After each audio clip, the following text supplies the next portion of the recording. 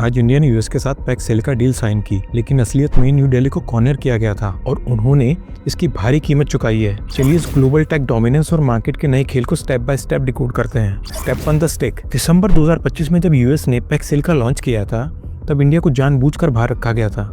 क्यों? क्योंकि हम स्ट्रेटेजिक ऑटोनॉमी के नाम पर डिस्काउंटेड रशियन ऑयल खरीद रहे थे और इसी वजह से यूएस ने इंडिया पर 25% एडिशनल टैरिफ भी लगा दिए थे।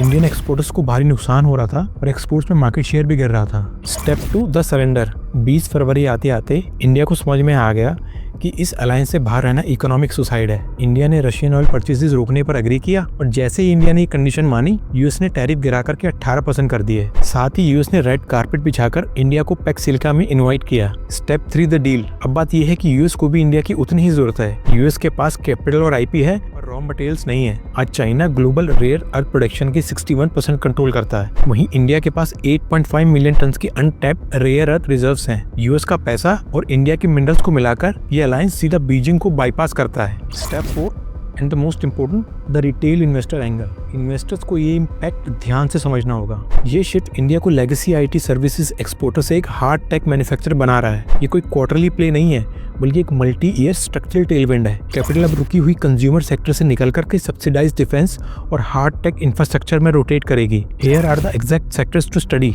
शॉर्ट टर्म यानी 1 से 6 महीने के लिए माइनिंग और मिनरल प्रोसेसिंग पर फोकस करें और लॉन्ग टर्म के लिए domestic server OEMs, AI data centres और एनर्जी जनरेशन को ट्रैक करें। ये कोल्ड वॉर 2.0 है, जो न्यूक्लियर वेपन से नहीं सिलिकॉन से लड़ी जा रही है। अब इंडिया ने ऑलमोस्ट एक साइड चुन ली है, क्योंकि न्यूट्रलिटी का मतलब था जीरो कंप्यूट पावर। आप डिसाइड करो, ट्रैप या अपॉर्चुनिटी। क्या आप अभी भी पुराने आईटी ट्रेड्स पर अटके हैं या इस नए हार्ड टेक रियलिटी के हिसाब से अडेप्ट कर रहे हैं? What do you think? Comment below.